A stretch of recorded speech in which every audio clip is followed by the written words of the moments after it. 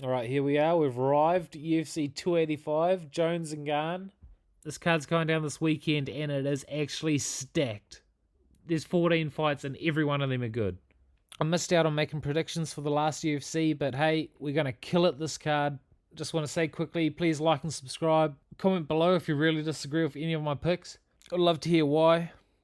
Let's get into it. What a way to kick off UFC 285. We've got two extremely exciting debuting lightweights. Loik Radzhabov, who's taken on Esteban Ribovics. Even though Radzhabov has taken this fight on short notice, I still strongly favour him to win here. He's fought way tougher opponents. He's fought a couple of times with $1 million on the line, so you know that he's used to having high stakes. He showed in those fights that he actually gasses out in the championship rounds, but you know you can trust him in a 3-round fight because the guy actually throws up some serious numbers. He's been cracked a couple times and shown that he's got a good chin and he can actually come back. He's got non-stop pressure, recovers from adversity well.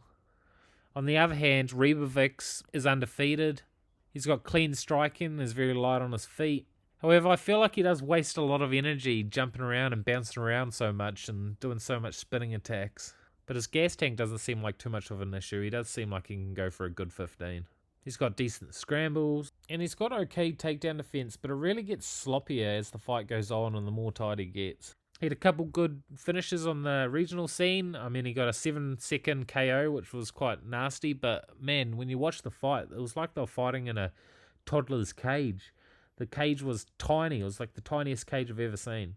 But anyway, he had a really impressive last fight against this Thomas Paul guy on the Contender Series. He showed some incredible striking and absolutely slept the guy in the first round.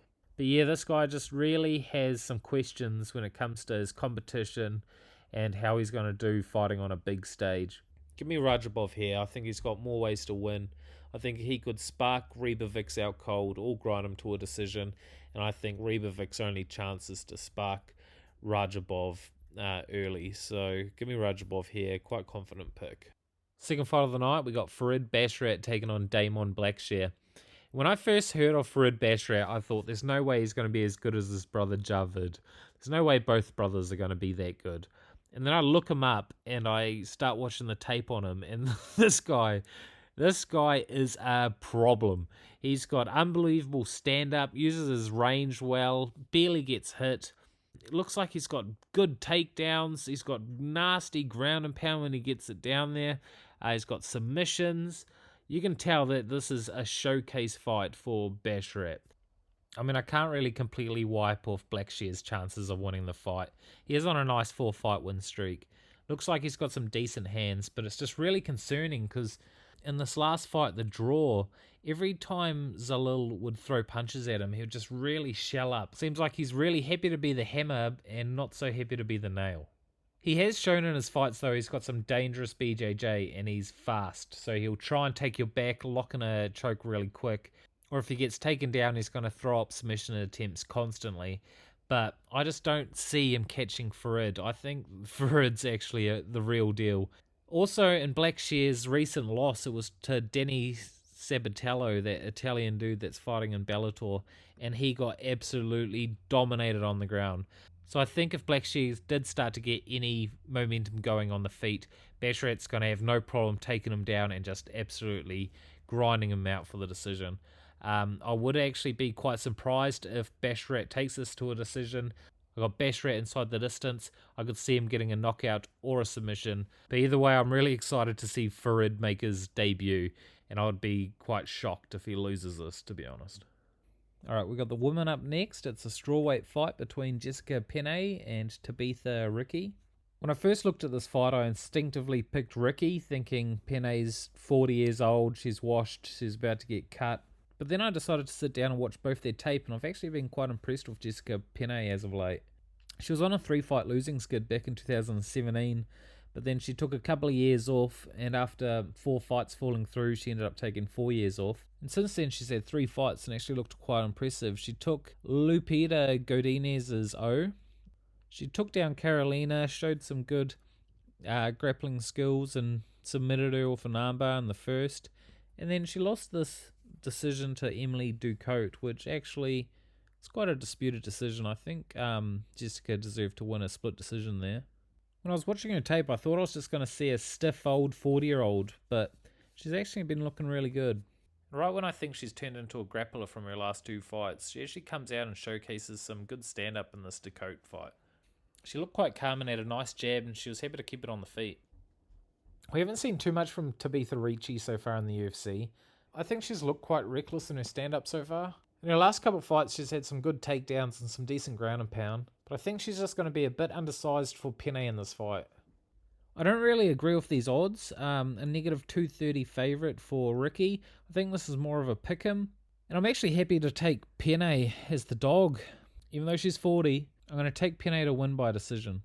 Right, next up we've got another fun fight. It's a bantamweight fight between Martinez, who's taken on Saaiman. Both these guys are pretty young. It's 26 against 22. Martinez has had 3 fights in the UFC so far. He's won 2. He starts pretty slow, but he doubles his output each round.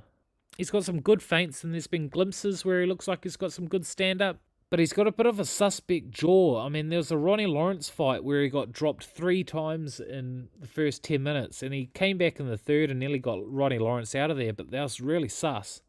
And his wins haven't been overly impressive either. He bet this Guido Canetti dude who was like 40 years old, got a massive black eye out of it, and barely won. And then he got another split decision against Brandon Davis, who's got a 14-11 record at the moment. He's not overly impressed me. Saaiman, on the other hand, he's got pretty relentless cardio. He's got good kicks, nice body kicks, and kicks up the middle.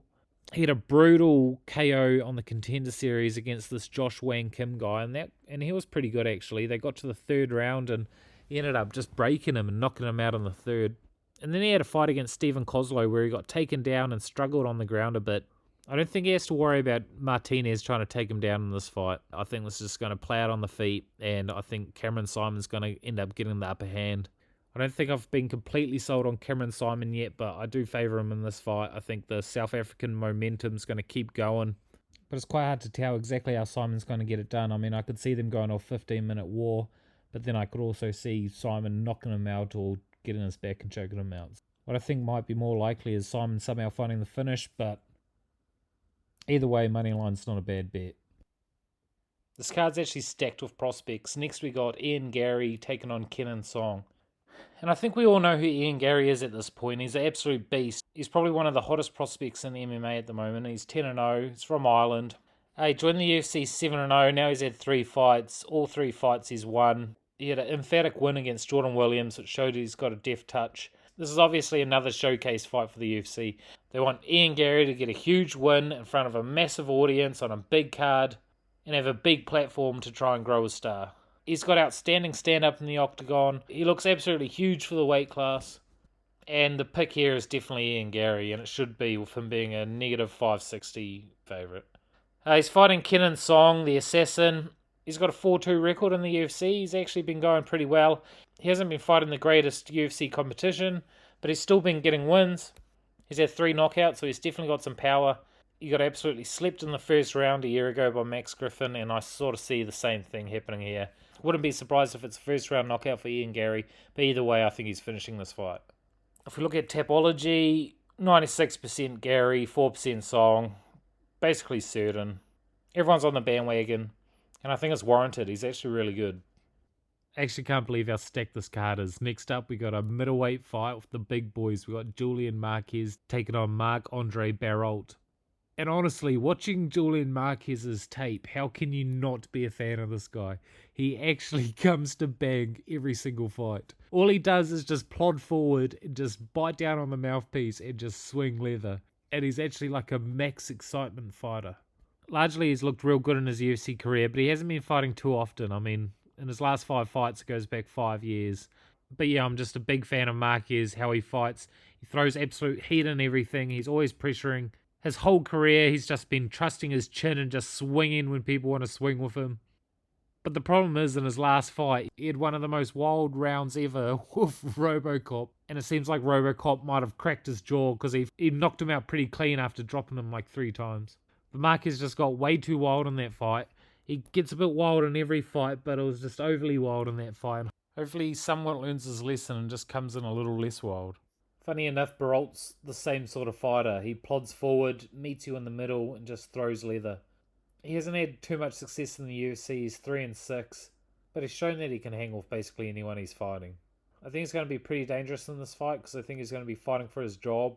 A loss to Marquez, and I think he's going to get cut with a 3-7 record.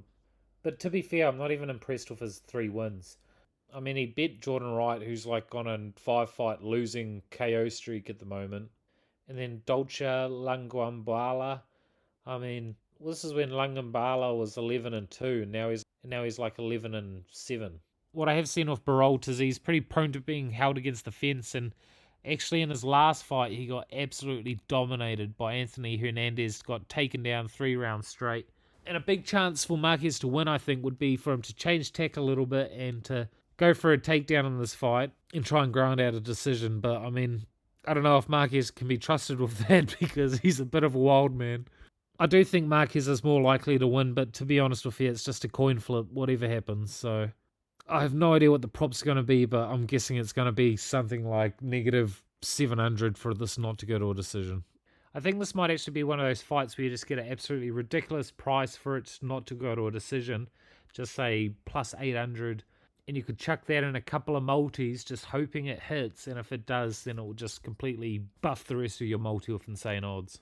If we look at what Tapology says, 67% Marquez, 33% Barriault. So Tapology is on my side here. The odds aren't really, it's really a pick 'em. I think I'm just going to enjoy this fight as a fan and not bet on it, but I think Marquez is a little more likely. Next up is a high-stakes flyweight fight between Viviane Araújo and Amanda Ribas. Everyone loves Amanda Ribas. She's a character. She sounds actually hilarious. And she's got a laugh that'll give you nightmares. She's actually had some impressive wins in the UFC against Paige Van Zandt, Mackenzie Dern, Randa Marcos. She lost a split decision to Caitlin Chukagian, but a lot of people think she won. And she's right there at the top of the division. She's 29. She'll be moving into her prime. But I've got to be honest, she's going to get fucked up by Viviane Araújo. Araújo is way stronger. She's got way more crisp stand-up. I think she's got enough power to just dominate where this fight goes. And Araújo's last fight was against Alexa Grasso. And I can't even say Araújo lost that fight. And if any other judges were judging that fight, it could be Araújo in the co-main event against Valentina. I really like Ribas, but I think this is a real bad matchup for her. I'm going to go Araújo by decision. Having a quick look, Tapology says 75% Ribas. Going a bit against the grain with this one. Now what's crazy is that this fight's not on the main card. And what's even more crazy is that it's not even the feature prelim. We got a massive fight in the middleweight division between Derek Brunson and Dricus du Plessis. And du Plessis has just been steamrolling his way through the division. He beat the gatekeeper Brad Tavares and then submitted Darren Till 2 months ago. It was a bit concerning his latest fight with Darren Till because he absolutely gassed himself out. Watching him in the second round, I thought he was absolutely done. He was gasping at air, all of his punches were super slow. And I thought it was basically guaranteed that Darren Till was about to take him out. And then somehow he recovered, came back in the third and choked out Darren Till in a bit of a piss-poor effort from Darren Till. But regardless, he's on a roll. And he's straight back in there against Derek Brunson. Hard-ass fight. Derek himself was on the best roll of his career. Bet Darren Till, bet Kevin Holland. And that snapped in a pretty brutal #1 contenders fight against Jared Cannonier where he got TKO'd by elbows. He's had a year off now. He's now 39 years old.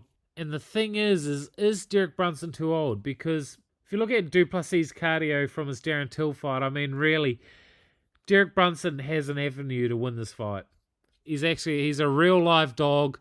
I'm not confident of taking du Plessis. I am going to take du Plessis because he's got a 10 years advantage. He's on a roll. He's got all the momentum. He's super confident.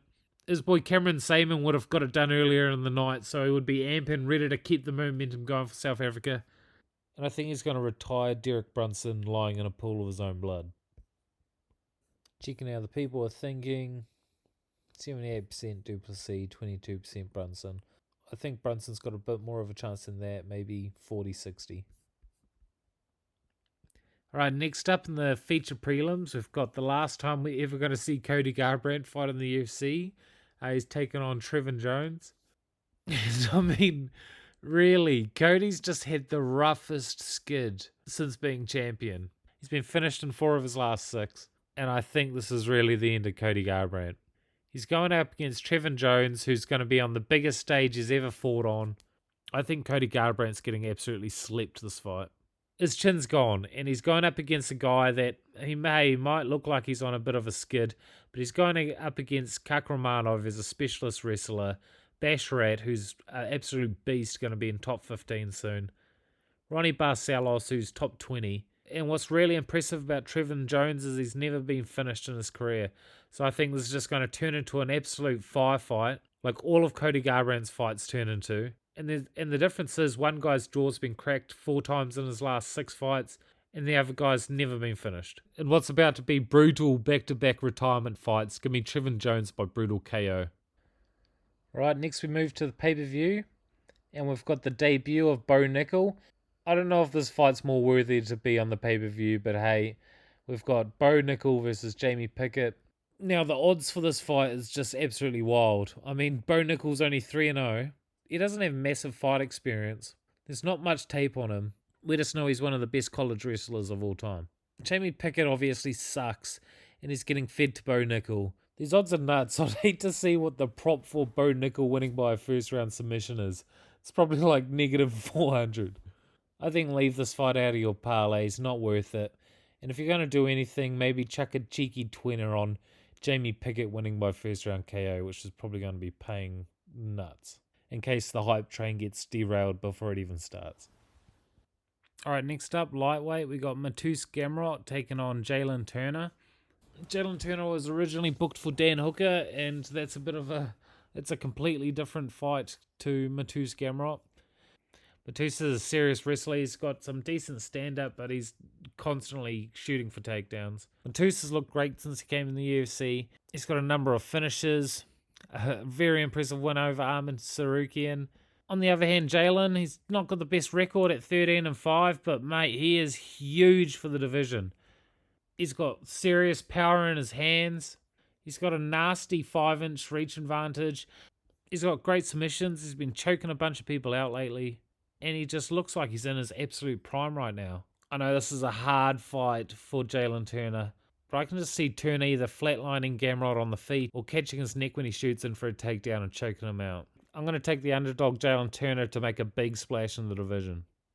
Alright, in a really important welterweight fight, we've got Jeff Neal taking on Shavkat Rakhmonov. And Shavkat Rakhmonov has been one of the hottest prospects in all of MMA for a while now. He's 16-0, he's from Kazakhstan, and he's a beast. He's got good stand-up, unbelievable wrestling, and I'm 100% siding with Rakhmonov. Jeff Neal does have power in his hands. He's super fast. He can crack. He completely rocked Loik, which was really impressive. But I think the truth is I don't think Jeff Neal's a top 10 fighter. And I think Rakhmonov should definitely run right through him. It would be an absolute tragedy if Rakhmonov lost this. I think everyone's got the dream of seeing Rakhmonov versus Chimaev while they're still both undefeated. And if it all lined up to be for a title, it would be a major event. If you check out what Tapology says, 93% Rakhmonov, 7% Neal. Yeah, it's nuts. Everyone's riding with Rakhmonov. We all want to see him get it done. And by all accounts, he should. Give me Rakhmonov by second round submission. Co-main event, we got the first title fight. Valentina Shevchenko defending her title again against Alexa Grasso. Now, I'd love to come out and say that I think Alexa Grasso is going to win this fight. And I think Mexico actually has the momentum at the moment. They've got 2 world champions from Mexico. And if they had a third all simultaneously, I think Mexico's absolutely peaked. The question around Valentina is, when is she going to slow down? And then you look at her last fight, and she got a split decision against Talia Santos, which, I mean, some people thought she lost. I definitely think she won 3 out of the 5 rounds, but it does make you think what would have happened if Talia Santos didn't get that big headbutt in round 3. But besides that one hiccup, she's just looked absolutely dominant with everyone she's fought. And I just don't think Alexa Grasso's style matches well with Valentina Shevchenko's. I think this will actually be quite a competitive fight on the feet. When there's been a champion for so long, it does get a bit stale. You do want to hope for an upset, But I've been rocking with Valentina for so many years, I can't turn back now. I think she'll definitely get the job done. Now, time for the main event. UFC heavyweight title, the return of Jon Jones, chasing greatness, trying to cement his legacy if it wasn't already cemented as the greatest fighter that's ever lived. He's taken on the number 1 ranked heavyweight, Cyril Gane, in what should be an amazing fight. But you've just got to think about how good this card is. And then think that if everything turned out how it was meant to, we were going to have Jon Jones, Francis Ngannou to top it off. I mean, that would have been one of the biggest pay-per-views ever. But hey, I'm still stoked with this fight. It's great. And I've got to go off Jon Jones. I know he's been off for 3 years, but it looks like he's taken everything extremely seriously. He's slowly gained the weight. He's done it the proper way. People say he's old and he peaked when he was young. Well, lucky for him, 35's young for the heavyweight division. So I think he's got just enough time to get a couple of good years under his belt to cement himself as the greatest fighter of all time. I mean, think about it. Jon Jones beats Cyril Gane, becomes the double champ. Jon Jones, the greatest fighter of all time, the double champ, defending his title against Stipe Miocic, the greatest heavyweight, beats Stipe, steals his shine, and then by then Francis might have done his boxing match with Tyson. They might be able to come to some sort of deal after that, and even if that never happens, Jon Jones, Sergey Pavlovich, I mean, Jon's literally 2-3 fights away from retiring and never being a dispute of who's the best, who's the greatest. And how could you not back that? You've got to back it. But it's the UFC, anything can happen. Cyril Gane might be a good bet, but I think Jon Jones gets it done. I'm not going to bet this fight. Within hours, Jon Jones flipped from the underdog to a favourite. I'm just going to enjoy watching this one. And I just can't believe how hype it's going to be after such a good card. If we see what the people are saying, 41% Gane, 59% Jones, I think that's pretty bang on. Right, next up we got the fun part, making multis. I think the biggest locks of the night would be Farid Basharat, Garry, Shavkat Rakhmonov, Valentina Shevchenko.